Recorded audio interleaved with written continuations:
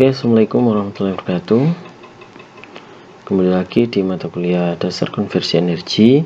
Seperti yang saya sampaikan minggu lalu, saya akan membahas terkait dengan PV System Software, ya.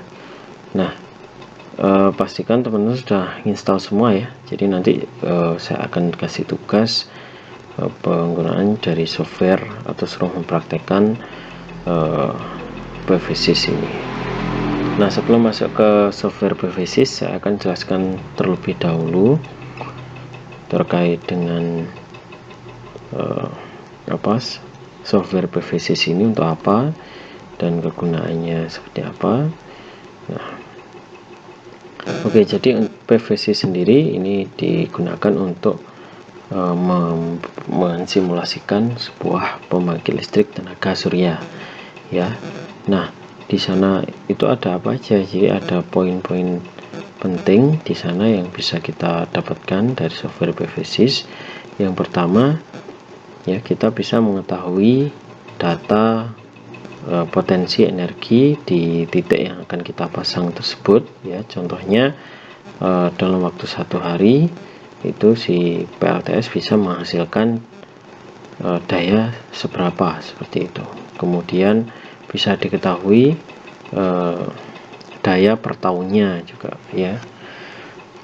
Kemudian secara teknikal software PV-Sys ini juga memberikan informasi terkait teknologi yang digunakan untuk PLTS itu seperti apa tuh. Contohnya kayak tata cara pemasangan, ya. Si panel surya ini mau dipasang di mana? Contohnya kayak di atap, ya. Pertama di atap, kemudian ada di lantai di sebuah gedung yang tinggi. Itu biasanya di paling atas itu kan ada lantai yang kosong gitu ya. Nah, itu kemudian yang ketiga diletakkan di atas tanah seperti itu. Nah, itu nanti kita bisa pilih sendiri ya, sesuai dengan kebutuhan kita, ya. Pastinya untuk peletakan dari panel surya itu tidak ada shading ya atau bayangan, sehingga si panel surya ini dia langsung terkena oleh matahari seperti itu.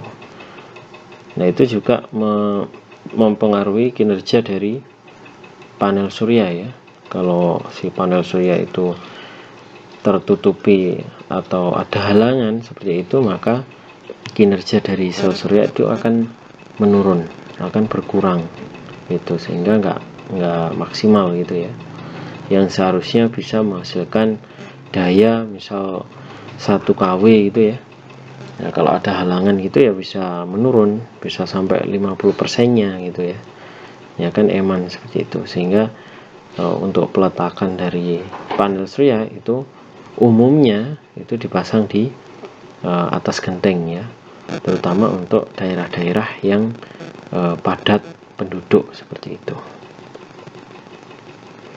Nah, itu tadi sekilas terkait dengan PV-Sys, ya, kegunaan dan fungsi dari PV-Sys.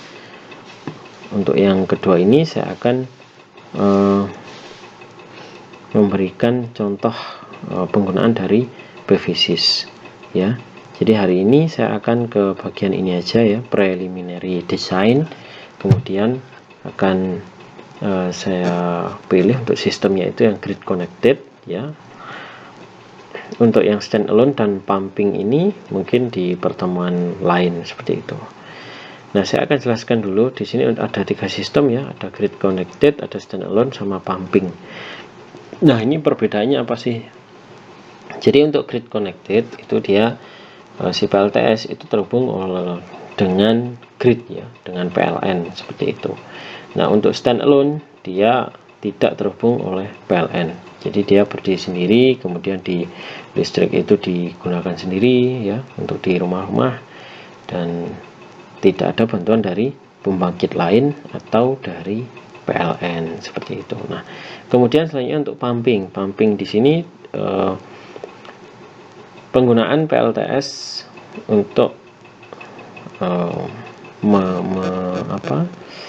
mengaktifkan atau memberikan energi untuk pompa air. Nah, ini untuk pumping. Tuh. Oke, langsung saja kita praktekkan untuk yang grid connected ya. Kita langsung klik aja di sini. Nah, ini contoh yang seperti yang saya sampaikan tadi.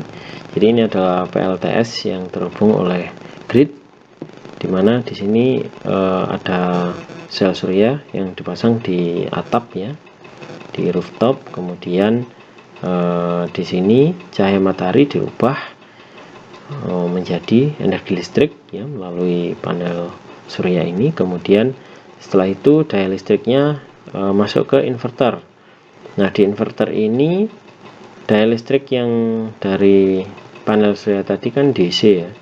Nah, diubah oleh inverter ini menjadi AC dan kemudian masuk ke electric meter ya. Sebelum ke grid itu dia masuk ke electric meter. Fungsinya apa? Yaitu untuk mengetahui kapasitas daya listrik yang tersalurkan ke grid itu berapa gitu ya, sehingga daya listrik ini bisa dipantau seperti itu.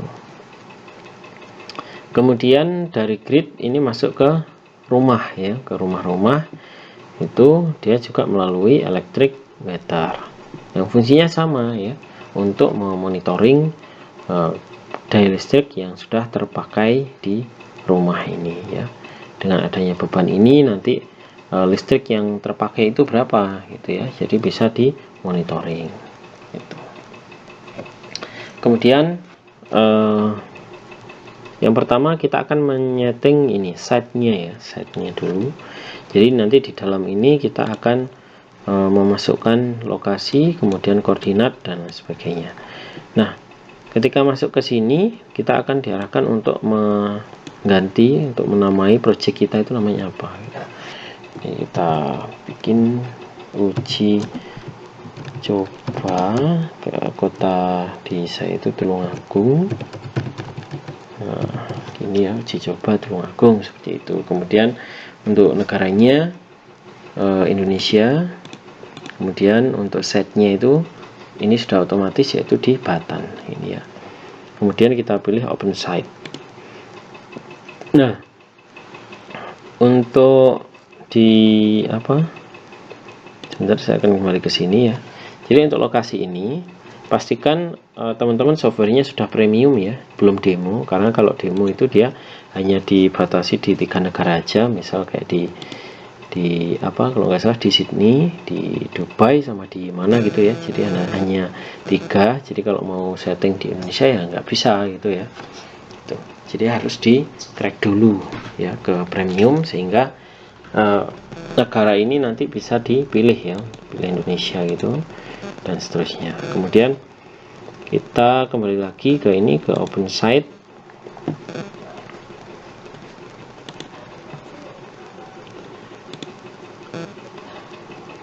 Di open site ini kita disuruh untuk memasukkan koordinatnya ya. Pertama untuk lokasi ini kita ganti Batan ini menjadi Tulungagung ya, karena lokasi saya di Tulungagung, saya pilih Tulungagung. Nah, teman-teman bisa sesuaikan sendiri ya di lokasi teman-teman itu di mana, misal ada di Surabaya gitu ya. Kalau nggak gitu kita bisa minta tolong ke ini, get from coordinates. Nah, kita klik aja, tapi kalau nggak sesuai ya tetap kita kembali ke Tulungagung tadi. Kemudian kita disuruh untuk memasukkan latitude, longitude sama time zone-nya ya. Nah, untuk mengetahui latitude longitude ini kita bisa melihat di Google Map. Nah, ini contohnya di saya tadi. Ini saya mulai nol aja ya. Google, Google. Kemudian kita pilih Maps. Kita klik Maps, kemudian kita tunggu ya sebentar.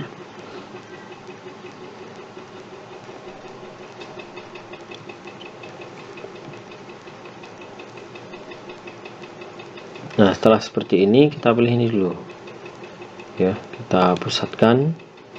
Nah, ini adalah lokasi saya ya, lokasi saya di sini. Kemudian kita klik di sini, diklik, kemudian ini diklik lagi untuk koordinatnya.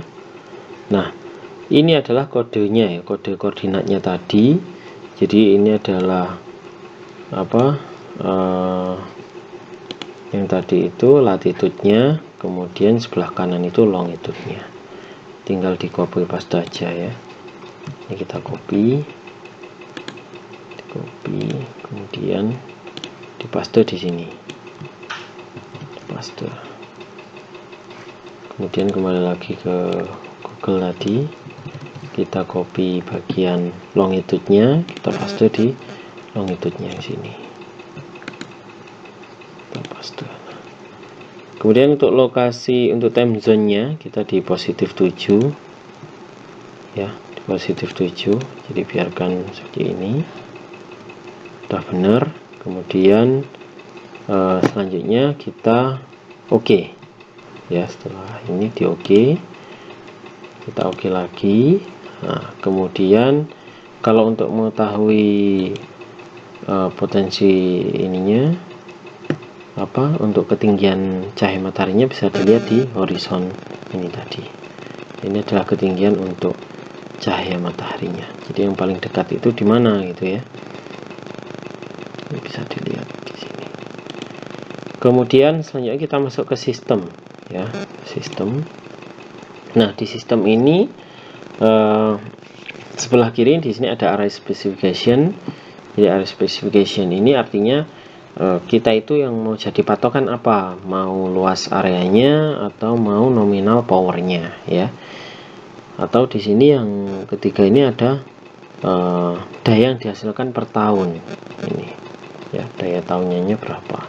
Kalau saya menentukan di nominal powernya aja, misal saya mau pasang di sini 1 kWp ya, kilowatt peak. Kemudian di sini juga diberikan informasi terkait kemiringannya ya, untuk pemasangan dari panel suryanya itu di sini yaitu 30 derajat ya, atau bisa dilihat di ini show optimization. Nah, di sini kemiringannya nah ini seperti ini ya, di 30 derajat tadi ya untuk kemiringannya. Kemudian setelah itu kita next aja. Nah, setelah itu akan ada sistem specification. Nah, di sini ada modul tipenya. Modul tipenya di sini saya pilih standar. Kemudian di sini ada 3 ya. Ada 3. Terserah, tapi di sini pilih standar aja yang sudah banyak di pasaran. Kemudian untuk teknologinya menggunakan solar cell yang apa, monokristalin, polikristalin atau thin film. Nah, kita yang umum aja ya di sini yaitu menggunakan polikristalin. Kemudian untuk mounting atau penempatannya mau seperti apa? Nah, di sini ada 3. Pertama di flat roof ya. Kemudian ada di face of or tilt roof ya, atau di atap ya ini. Yang kedua, yang ketiga yaitu di ground base atau ditaruh di tanah seperti itu. Nah, di sini kita pilih yang di atap aja ya, yaitu face or tilt roof, ini kita pilih ini aja. Kemudian untuk ventilasinya kita bikin ventilated aja ya, artinya dia tempatnya cukup terbuka ya, karena ada di atas sehingga termasuk ventilated seperti itu. Kemudian kita oke ya. Setelah di oke, kita bisa melihat hasilnya. Nah, ini adalah hasilnya ya. Jadi dari yang sudah kita rencanakan tadi itu kita bisa mengetahui untuk dengan kapasitas 1 kW itu biayanya berapa gitu ya. Ya, di sini ada modul cost-nya. Modul cost-nya atau biaya untuk modul panel suryanya itu sebesar 17.000 ini ya, 17.000 koma sekian ini ya, per watt peaknya itu segini harganya, 17 ribuan ini. Kemudian untuk luas areanya yang dibutuhkan yaitu 7 meter persegi ya, 7 meter persegi. Kemudian untuk daya yang dihasilkan untuk tiap tahunnya yaitu 1,3 megawatt hour ya, per tahunnya itu 1,3 megawatt itu totalnya. Kemudian untuk biaya investasinya atau investasinya yaitu 75 jutaan. 1, 2, 3, 4, 5, 6. Jadi untuk biaya investasinya yaitu 75 jutaan. Kemudian untuk harga listriknya per kWh-nya yaitu 4.200 ya. Jadi ini udah rupiah. Nanti kalau mau teman-teman kalau masih euro itu bisa di edit ya, diedit diedit di sini ya, currency-nya ini dipilih ke diganti ke IDR seperti itu. Nah, di sini sudah lengkap ya data-datanya.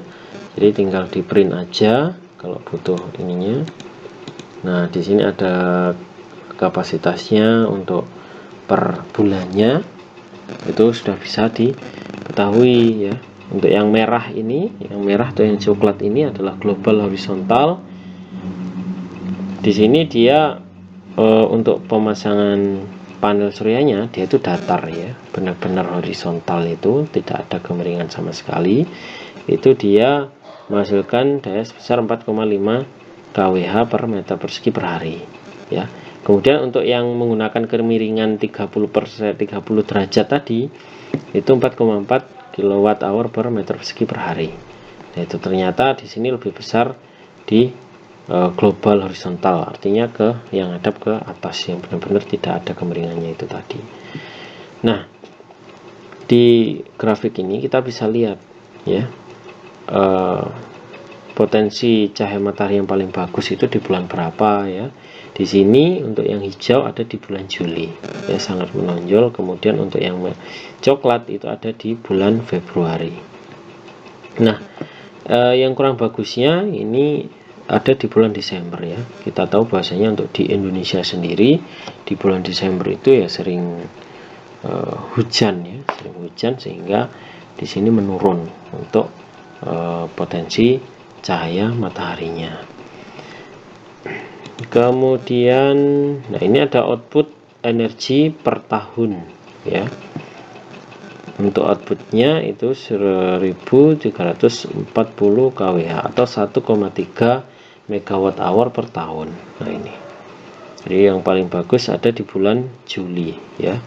Jadi untuk yang kemiringan tadi ya, menggunakan kemiringan yang 30 derajat tadi ini. Kemudian nah ini untuk tabelnya. Jadi tadi grafiknya, nah ini adalah tabelnya. Di ini ada global horizontal, kemudian ada yang menggunakan kemiringan yang 30 derajat, kemudian ada sistem outputnya ya. Ini output per hari ya, per harinya. Kemudian di sini ada per bulannya ya, output per bulan ini, per bulannya. Kemudian ini adalah yang paling bawah, ini adalah annualnya atau per tahunnya itu segini gitu. Kalau ini rata-rata sebenarnya ya, rata-rata per hari itu seperti ini ya. Nah, setelah ini ya kita bisa langsung print aja, di print. Kemudian ini kita save ke PDF.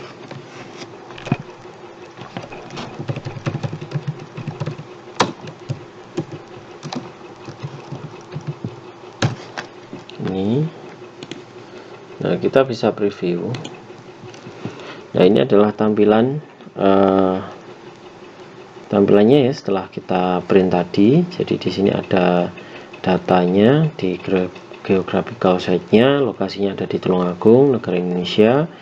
Kemudian di sini ada latitude-nya tadi, kemudian ada longitude-nya dan seterusnya. Kemudian ini untuk kemiringannya ya, collector plane orientation.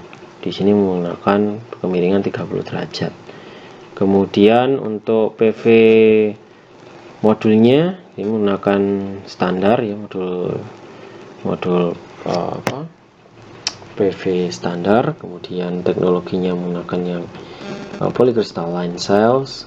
Kemudian mounting metodenya menggunakan viscate atau tilt roof ya, kemiringan rooftop tadi. Kemudian ada back ventilationnya, kita ventilated karena tempatnya yang terbuka. Kemudian untuk sistem karakteristik dan precising evaluation-nya, untuk photovoltaic field nominal power-nya itu ada di 1 kWp ya, untuk kebutuhan kita itu 1 kW peak itu. Kemudian untuk kolektor areanya ya, area yang dibutuhkan itu berapa luasnya, yaitu ada di 7 meter persegi. Kemudian energi yang dihasilkan per tahunnya yaitu 1,34 megawatt hour. Kemudian terkait dengan economic gross evaluation-nya, di sini ada biaya investasinya yaitu 67.000 ya, 67.000. Kalau nggak salah tadi di 60, ini sebenarnya salah ya, harusnya 67 juta sebenarnya. Kemudian untuk harga ya, harga per kWh nya itu 4.200 ya, itu. Nah ini untuk yang grafiknya tadi, grafik untuk yang dihasilkan per bulannya itu ini ya. Kemudian ini tabelnya. Jadi di sini sudah lengkap ya. Jadi teman-teman tinggal nanti menambahi ke pembahasannya seperti itu. Oke, saya kira cukup ya terkait dengan software PVSys ini. Silahkan teman-teman praktekkan sendiri-sendiri ya di rumah masing-masing ya. Untuk kapasitas ini tadi ya, kapasitas dayanya itu sesuai dengan yang sudah dihitung oleh teman-teman ya. Misal 1 kW, kemudian misal 900 watt ya 100 watt gitu ya. Jadi tergantung hasil dari perhitungan teman-teman yang minggu lalu seperti itu ya. Oke, saya kira cukup. Untuk tugasnya silahkan dikumpulkan minggu depan ya. Jadi nanti yang dikumpulkan ini ya, hasil penggunaan ininya, hasil simulasinya tadi, kemudian sama pembahasannya ya, pembahasan nanti dikumpulkan minggu depan seperti itu. Oke, saya kira cukup. Saya akhiri. Wassalamualaikum warahmatullahi wabarakatuh.